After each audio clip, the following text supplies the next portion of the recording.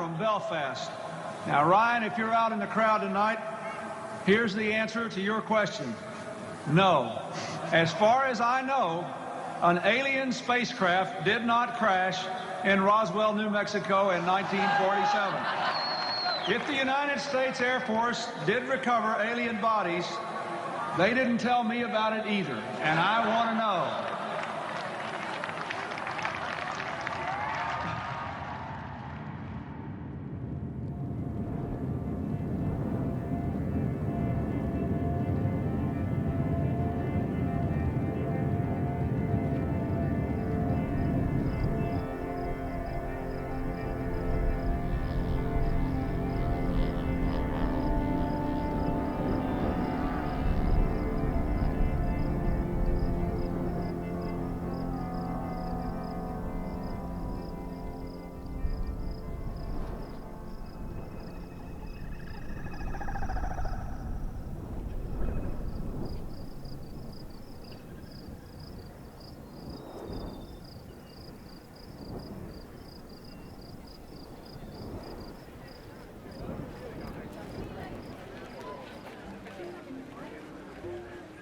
I'm often asked how disclosure might take place.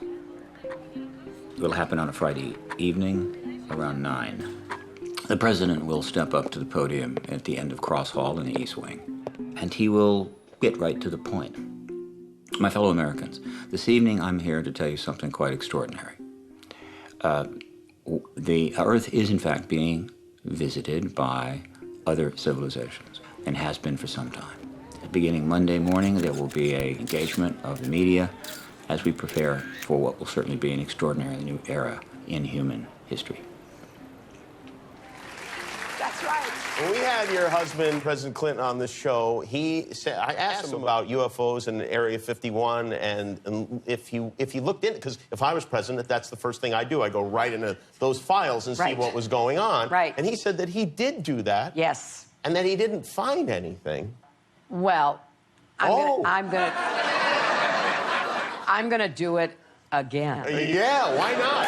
Right? And you know, there's a new name. It's unexplained aerial phenomenon.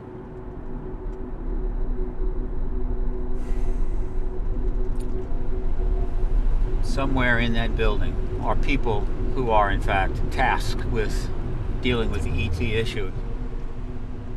The embargo has tied up the military intelligence community. It has helped to destroy trust in government. I'm basically trying to fix the world that we screwed up. Right on the other side of this block, that's where Maureen Dowd lives. And I once put a letter in her mailbox to convince her to maybe get into this issue. It's kind of like uncool thing to do, but you know, I'm an activist. It's like, sometimes you gotta do what you gotta do. And she's one tough woman, but she's not prepared yet to touch this issue. The bravest of the bravest have trouble with this issue.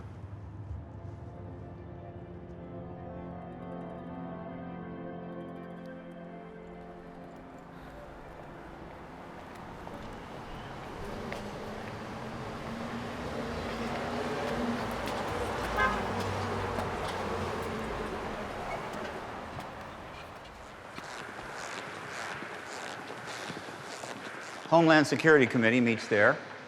This is the Longworth office building where I have met with a number of staffers, talked about potential hearings for the extraterrestrial phenomena issue, right? That's the deal. Excuse me. I may try to get some meetings to let the political operatives know that I'm still on the Hill. You can't have people on the Hill talking about extraterrestrials. When I was a young man, I was absolutely miserable, just wandering through life. You're looking back in your life and thinking, what moved me? And I said, the extraterrestrial issue. Within a few days, I registered as a lobbyist. That was 19 years ago. I nearly killed myself or some other poor people on the freeways coming down from Boston because I thought somebody might do it first. Nobody else done it.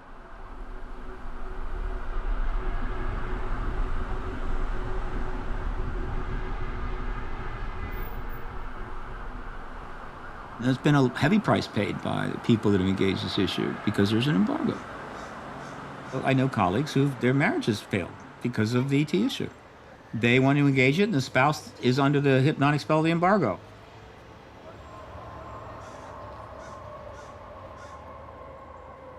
In my case, the trade-off was no family, no wives, no money, living on the support of others.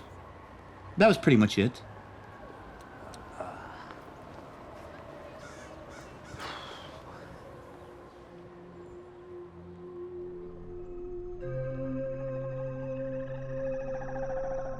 Once we all cross the finish line with disclosure, assuming the ETs don't come down and say, okay, we are going to destroy you, which they're not going to do, we could see a restructuring of the world in favor of the public and not the elite.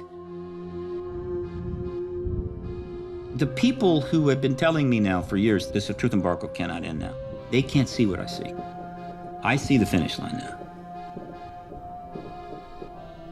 The current presidential campaign might be the first in which UFO disclosure has been championed by a major party candidate.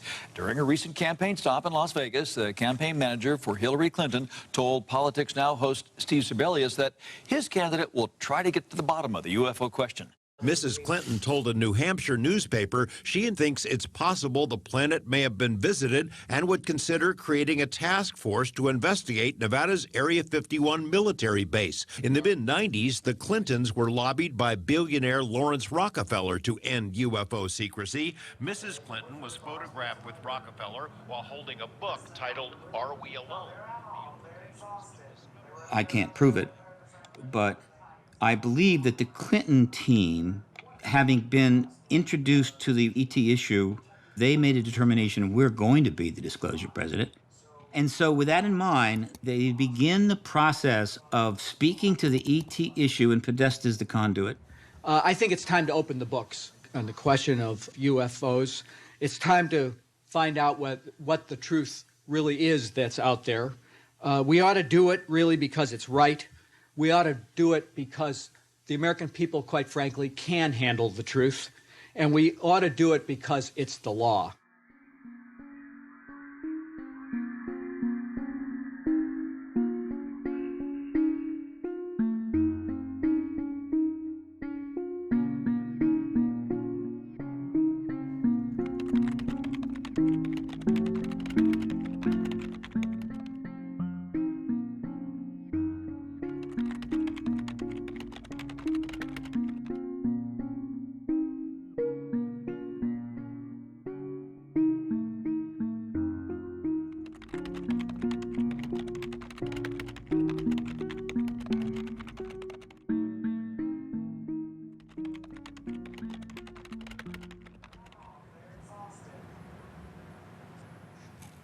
We then use social media, Twitter, to pound Washington. It's like pounding the Iwo Jima beach with a couple of million tweets.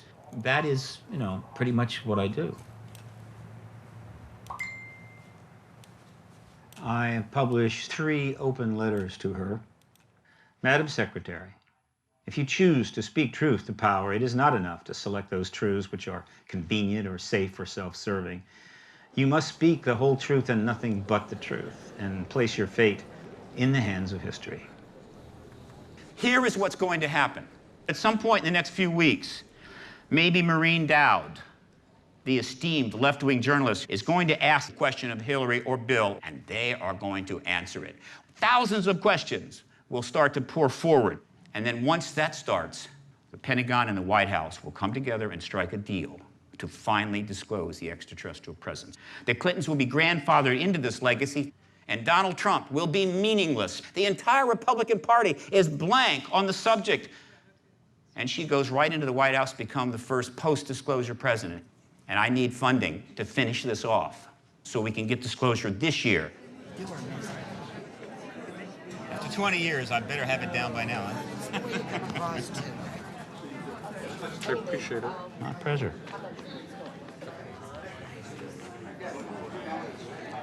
Are you into the ET issue? Or you're basically a staff person. Were you into the ET issue before you came in? Well, we've done it last year. So you've seen more some stuff. Insight Yeah, okay. on it. I would say small. Okay. But you're getting a hell of an education, I'll tell you.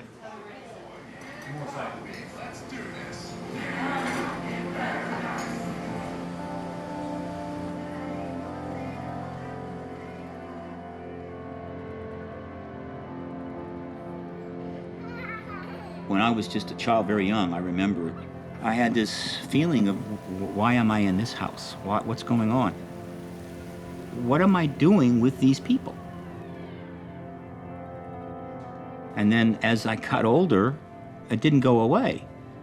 I said, yeah, I'm not a Presbyterian, I'm not an American, I'm not a Democrat or Republican, I'm a Galaxian.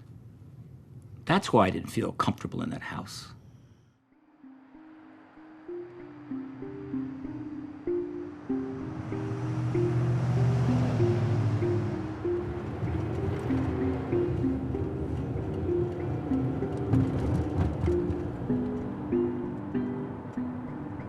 This entire movement without disclosure is a failure. In the last 3 years, I've lost a lot of colleagues. So my biggest concern is, just stay alive and you're gonna finish.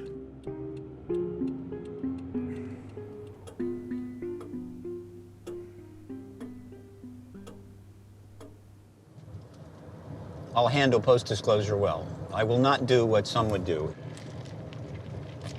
It would be tempting, I told you so 20 years ago. But, nobody wants to hear that. I will not do an I told you so term. Let's face it, humans are fallible. It will be just enough for them to say, thanks. I really appreciate this. This is going to make a big difference.